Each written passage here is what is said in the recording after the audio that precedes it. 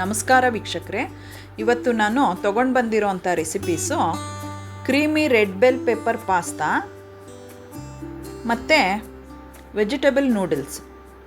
ಇದೆರಡನ್ನು ಯಾವ ರೀತಿ ಮನೆಯಲ್ಲಿ ರುಚಿಯಾಗಿ ಸುಲಭವಾಗಿ ಮಾಡ್ಕೋಬೋದು ಅಂತ ತೋರಿಸ್ತಾ ಇದ್ದೀನಿ. ತುಂಬ ರುಚಿಯಾಗಿ ಬರುತ್ತೆ ಮತ್ತು ಮನೆಯಲ್ಲಿ ಮಕ್ಕಳಿಗೆ ಆರೋಗ್ಯಕರವಾಗಿ ನಾವು ಮಾಡಿಕೊಡಬಹುದು. ಮಕ್ಕಳು ತುಂಬ ಇಷ್ಟಪಡ್ತಾರೆ ಇದನ್ನು, ಅಷ್ಟು ಟೇಸ್ಟಾಗಿ ಬರುತ್ತೆ.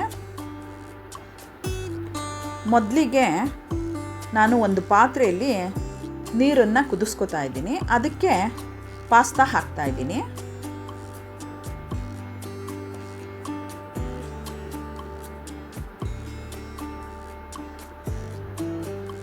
ಈಗ ಅದಕ್ಕೆ ಸ್ವಲ್ಪ ಎಣ್ಣೆ ಹಾಕ್ತಾ ಇದ್ದೀನಿ. ಯಾಕೆ ಅಂದರೆ ಅದು ಬೇಯಬೇಕಾದ್ರೆ ಎಣ್ಣೆ ಹಾಕಿದ್ರೆ ಒಂದಕ್ಕೊಂದು ಅಂಟಲ್ಲ, ಅದಕ್ಕೋಸ್ಕರ ಎಣ್ಣೆ ಹಾಕ್ತಾ ಇದ್ದೀನಿ. ಇದು ಚೆನ್ನಾಗಿ ಬೇಯಬೇಕು. ಈಗ ಇದಕ್ಕೆ ತಗೊಂಡಿರೋ ಅಂಥ ಇಂಗ್ರೀಡಿಯೆಂಟ್ಸ್ ಹೇಳ್ತೀನಿ. ಮೊದಲಿಗೆ ಬೆಳ್ಳುಳ್ಳಿ, ರೆಡ್ ಬೆಲ್ ಪೆಪ್ಪರು, ಕೆಂಪುದು ಕ್ಯಾಪ್ಸಿಕಮ್ ಅದು, ಮತ್ತು ಈರುಳ್ಳಿ, ಬ್ಯಾಡಗಿ ಮೆಣಸಿನ್ಕಾಯಿ ಸ್ವಲ್ಪ ಪನ್ನೀರ್, ಇಷ್ಟು ತೊಗೊಂಡಿದ್ದೀನಿ.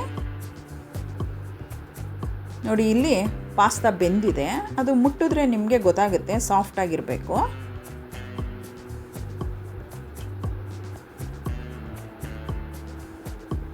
ಸಪ್ರೇಟ್ ಮಾಡ್ಕೋತಾ ಇದ್ದೀನಿ ಈಗ ಅದನ್ನು. ಮತ್ತು ಇದು ಆರಿದ್ರೆ ಒಂದಕ್ಕೊಂದು ಅಂಟು ಬಿಡುತ್ತೆ, ಅದಕ್ಕೋಸ್ಕರ ಮತ್ತೆ ತಣ್ಣೀರಿಗೆ ಹಾಕ್ಕೋತಾ ಇದ್ದೀನಿ.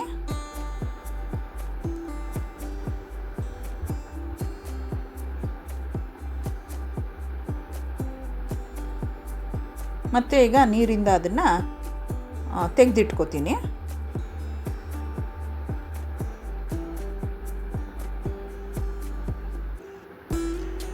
ಇದು ನೀರೆಲ್ಲ ಚೆನ್ನಾಗಿ ಸೋರಬೇಕು. ಈಗ ಒಂದು ಪಾತ್ರೆಗೆ ಎಣ್ಣೆ ಹಾಕ್ತಾ ಇದ್ದೀನಿ.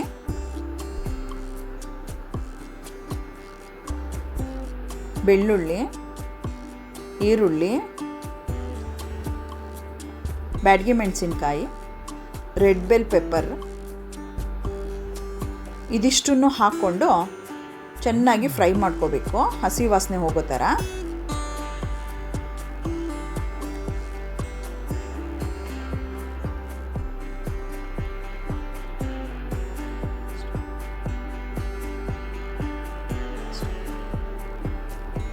ನೋಡಿ, ಅದಾಗಿದೆ. ಅದಾರದ ಮೇಲೆ ರುಬ್ಕೊಳ್ಳೋಕ್ಕೆ ಹಾಕೋತಾ ಇದ್ದೀನಿ.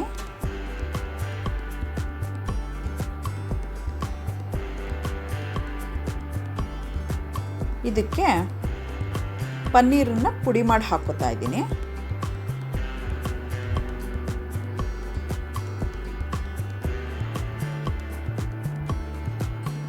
ಮತ್ತು ಉಪ್ಪು ಹಾಕ್ಕೊಂಡೀಗ ಗ್ರೈಂಡ್ ಮಾಡ್ಕೋತೀನಿ. ನೋಡಿ, ಇದಾಗಿದೆ. ನೀವು ಪನ್ನೀರ್ ಹಾಕೋದ್ರಿಂದನೇ ಅದು ಕ್ರೀಮಿ ಸ್ಟ್ರಕ್ಚರ್ ಕೊಡೋದು. ನೋಡಿ, ನಾನು ಅದರಲ್ಲಿ ಸ್ವಲ್ಪ ಪಾಸ್ತಾ ಹಾಕೋತಾ ಇದ್ದೀನಿ. ಹಾಕ್ಕೊಂಡು ಚೆನ್ನಾಗಿ ಮಿಕ್ಸ್ ಮಾಡ್ಕೋಬೇಕು. ನಾನು ಮೀಡಿಯಮ್ ಕ್ರೀಮಿಯಾಗಿ ಮಾಡ್ಕೊಂಡಿದ್ದೀನಿ. ನೀವು ಜಾಸ್ತಿ ಬೇಕು ಅಂತ ಹೇಳಿದ್ರೆ, ತುಂಬ ಕ್ರೀಮಿಯಾಗಿರಬೇಕು ಅಂತ ಹೇಳಿದ್ರೆ, ನಾನು ಹೇಳಿರೋ ಪದಾರ್ಥಗಳನ್ನು ಸ್ವಲ್ಪ ಜಾಸ್ತಿ ಹಾಕ್ಕೊಳ್ಳಿ.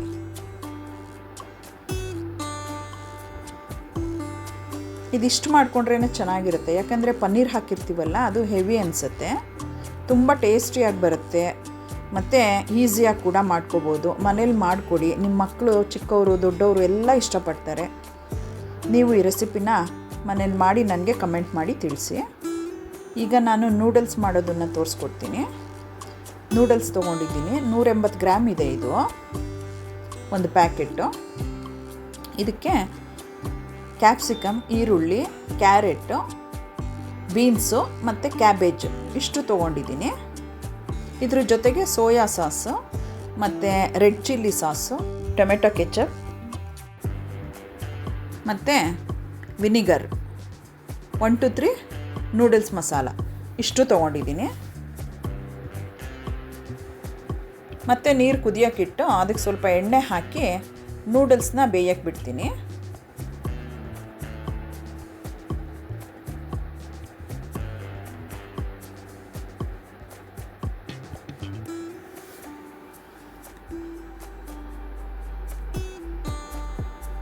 ನೋಡಿ ಅದಾಗಿದೆ. ನೀವು ಸ್ವಲ್ಪ ಅದನ್ನು ತೊಗೊಂಡು ಕೈಯಲ್ಲಿ ಅದ್ಮಿದ್ರೆ ಗೊತ್ತಾಗುತ್ತೆ.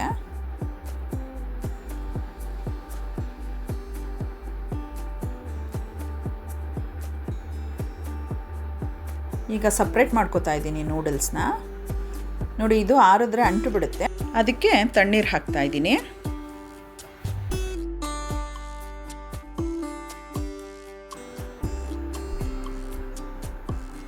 ಈಗ ಒಂದು ಬಾಣಲಿಗೆ ಎಣ್ಣೆ ಹಾಕ್ತಾ ಇದ್ದೀನಿ.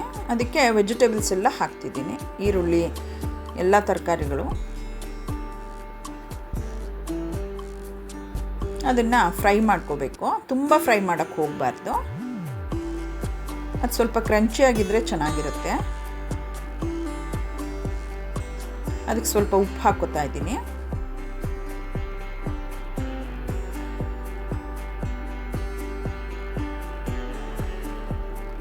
ಈಗ ಸೋಯಾ ಸಾಸು,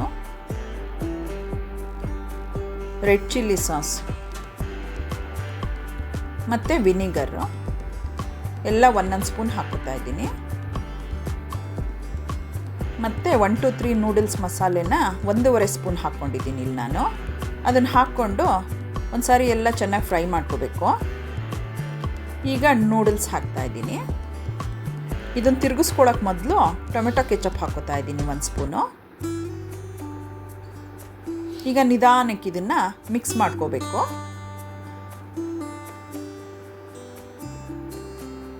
ಜೋರು ಉರಿಲೇ ಮಿಕ್ಸ್ ಮಾಡ್ಕೋಬೇಕು ಇದನ್ನು. ನೋಡಿ ಇದಾಗಿದೆ. ಬೌಲ್ಗೆ ಹಾಕೋತಾ ಇದ್ದೀನಿ. ನಿಧಾನಕ್ಕೆ ಮಿಕ್ಸ್ ಮಾಡಿಕೊಂಡ್ರೆ ತುಂಬ ಚೆನ್ನಾಗಿ ಬರುತ್ತೆ.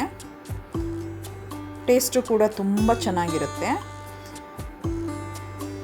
ಇದನ್ನು ಮನೆಯಲ್ಲಿ ಈ ರೆಸಿಪಿನ ಮಾಡಿಕೊಂಡು ನನಗೆ ಕಮೆಂಟ್ ಮಾಡಿ ತಿಳಿಸಿ ಹೇಗೆ ಬಂದಿದೆ ಅಂತ ಹೇಳಿ. ನನಗೆ ಎನ್ಕರೇಜ್ ಮಾಡಿ, ಸಬ್ಸ್ಕ್ರೈಬ್ ಆಗಿ ನನ್ನ ಚಾನಲ್ಗೆ, ಲೈಕ್ ಮಾಡಿ, ಶೇರ್ ಮಾಡಿ.